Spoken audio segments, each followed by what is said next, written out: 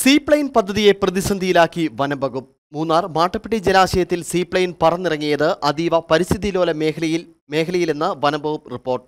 ദേശീയ വന്യജീവി ബോർഡിന്റെ അനുമതിയോടെ ജലാശയത്തോട് ചേർന്ന് മറ്റൊരിടത്ത് വിമാനം ഇറക്കാമെന്ന് പരാമർശിക്കുന്ന റിപ്പോർട്ടിന്റെ പകർപ്പാണ് പുറത്തുവന്നത്. കഴിഞ്ഞ 11-നായിരുന്നു മാട്ടുപ്പെട്ടി ജലാശയത്തിൽ സീപ്ലെയിൻ എത്തിയത്. സീപ്ലെയിൻ സർവീസ് തുടങ്ങുന്നതുമായി ബന്ധപ്പെട്ട് ജില്ലാ ഭരണകൂടം വനംവകുപ്പിന് അയച്ച കത്തിന് നൽകിയ മറുപടിയിലാണ് വനംവകുപ്പ് അക്കമിട്ട് ആശങ്കയറിയിച്ചത്. ദേശീയ ഉദ്യാനങ്ങളടക്കം ഉൾപ്പെടുന്ന മേഖലയാണ് മാട്ടുപ്പെട്ടി ഡാമിന്റെ വൃഷ്ടിപ്രദേശം. കാട്ടാനകൾക്കൊപ്പം വംശനാശ ഭീഷണി നേരിടുന്ന നിരവധി ജീവികളുടെ ആവാസ കേന്ദ്രം കൂടിയാണ് ഇവിടം. സീപ്ലെയിൻ സർവീസ് തുടങ്ങണമെങ്കിൽ നിർബന്ധമായും ദേശീയ വന്യജീവി ബോർഡിന്റെ അംഗീകാരമുള്ള പ്രത്യേക പദ്ധതി തയ്യാറാക്കണമെന്നാണ് വനംവകുപ്പിന്റെ ആവശ്യം. മുമ്പേ തന്നെ പദ്ധതി നടത്തിപ്പിൽ ആശങ്കയറിയിച്ച് വനംവകുപ്പ് രംഗത്തെത്തിയിരുന്നു.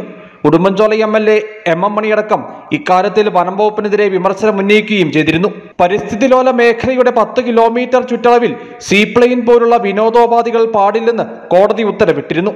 ഉത്തരവ് ലംഘിച്ചാണ് പദ്ധതി നടപ്പാക്കുന്നതെന്നാണ് ഇക്കാര്യത്തിൽ പരിസ്ഥിതി സംഘടനകളുടെ ആരോപണം.